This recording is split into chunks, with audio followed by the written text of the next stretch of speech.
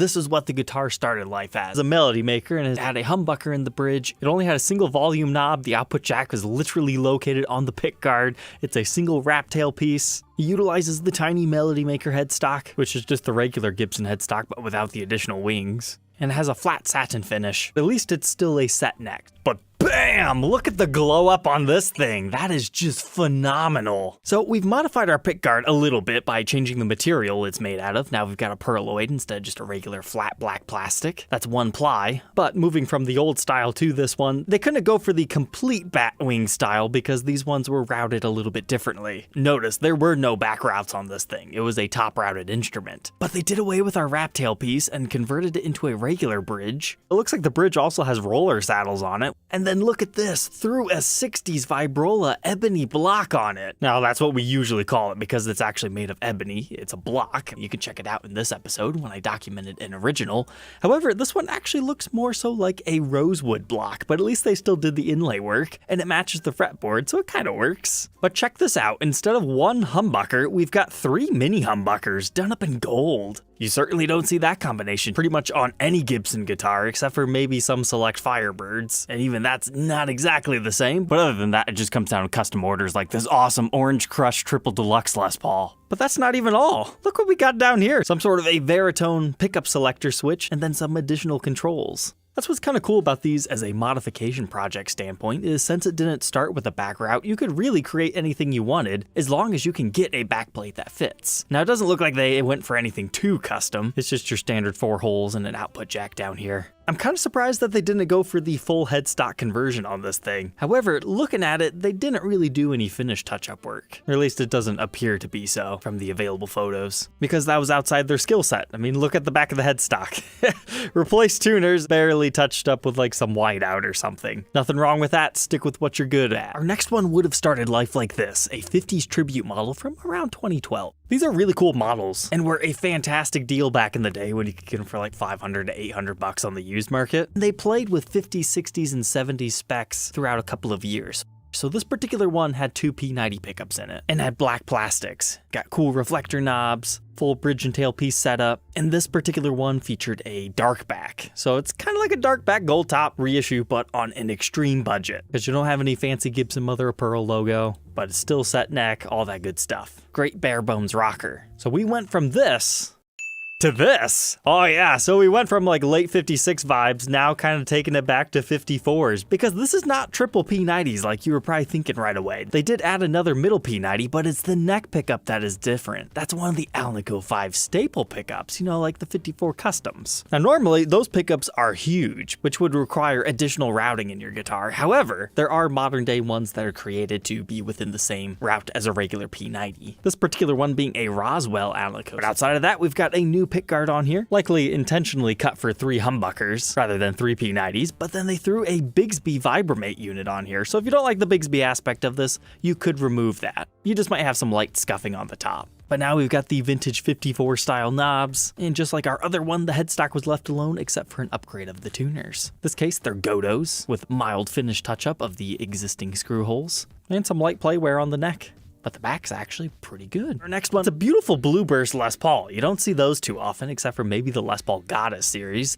It's got some scratches, usual wear and tear, nothing too out of the ordinary. It's got the regular single-ply standard binding. However, when we look to the neck, you can tell something's a little strange here. We've got a custom ebony fretboard with mother of pearl block inlays. But yet our headstock screams studio with some sort of a weird replaced truss rod cover. Then flipping to the back, we've got natural finish. Whoa, maybe with a slight darker hue. So apparently this is a Quinn's Custom Designs conversion from a studio into a custom. So it started life as one of these. Looks just like one of those tribute models we were just talking about, in some sort of a cherry sunburst finish that was completely stripped down. They ripped the fretboard off of it, took the finish down on the back as well, and then gave it a nice stain. They've got photos of the process of their new fretboard, putting the new mother of pearl inlays in, and then their binding job for not only the new fretboard, but also our body.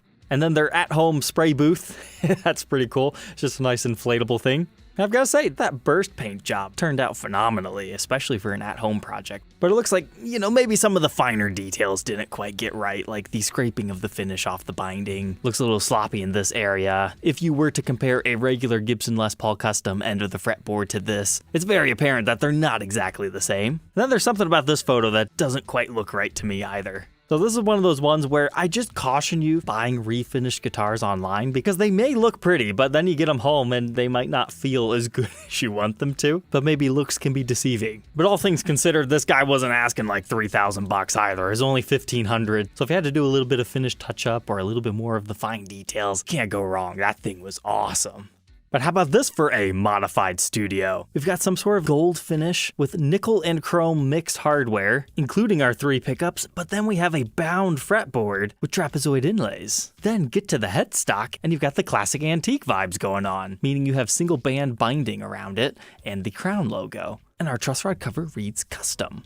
That's looking like Gibson quality work here. Was it actually modified, or is this a factory original? Well, it's got a very interesting serial number, custom shop style, but this screams Gibson USA production. What is the story of this one? According to the seller, this is an employee model made at Gibson in the Heather Poly finish, and it's a 1-of-1. The original owner of it called it his robot, and he worked from Gibson between 2003 and 2019, and he had some pretty cool custom electronics within it. Now, I have heard of anniversary model guitars for employees, so there might be some truth to that story, but if he called it his robot, it actually makes a lot of sense. This might have just been a leftover robot neck, because a lot of those also had these bindings, it had the ebony fretboard, and then all they had to do was customize the body. And also keep in mind, there were more robot guitars than just the initial run. They later did them in other colors too. So it's not like, yay, that's a limited edition one neck put on something. Not necessarily.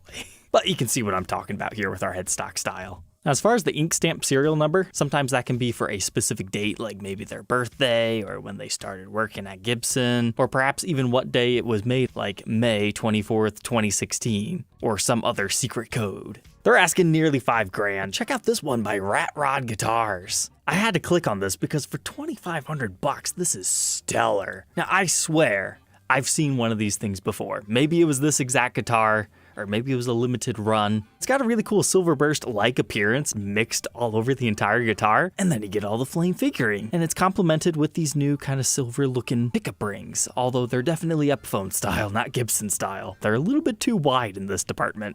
But then, we got natural back and sides that look like they're satin, with really yellowed inlays on an ebony fretboard. But then, hey, look at that headstock. We were just talking about those things. The classic antique style and or robot. Got our crown inlay, single ply binding. And then, hey, would you look at that? We got a stinger on the back of the headstock with locking Godot tuners. A serial number on this one dating to 2005. So it is at this point where I went to the description to figure out the full story. This started as one of the limited edition 2005 Manhattan Midnight limited edition Les Pauls. They made 275 in that particular run that year. He took one of those, completely stripped it down to the bare maple and mahogany, and he highlighted the flames with a black dye as we were seeing there, and then finished it in this light smoke color, and he's saying there's light hints of blue in there as well. He just did a hard wax oil rub to highlight the grain on the back, and he glossed the top of the guitar, and did the neck in a satin sheen. So basically what we're saying here, it is a completely reworked guitar, but this is one of those rare times where that top, this guy did an awesome job. Love it. And the satin finish on the back and sides, that's just a player's choice. If I was going to critique something, most Stingers have a little bit of a swoop to them rather than a complete straight edge. And it could just be because the stand is making it look straighter than it is. But it's coming a bit to a sharper point than I normally see Gibson do. And lastly tonight, we've got one last one.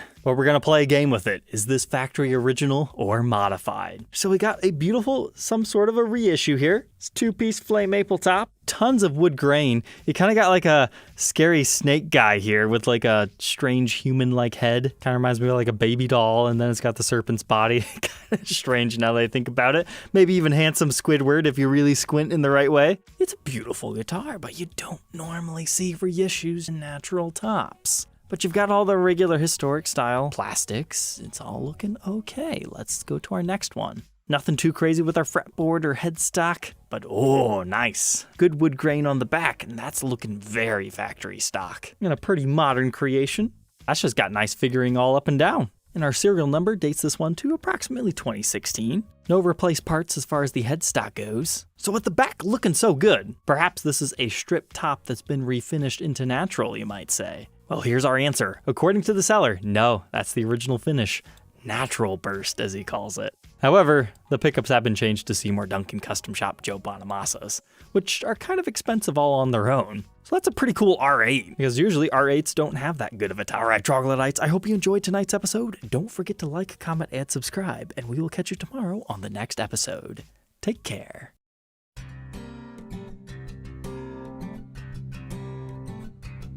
If you enjoyed tonight's episode, consider subscribing. I post videos like this every day. And you might even enjoy this next one.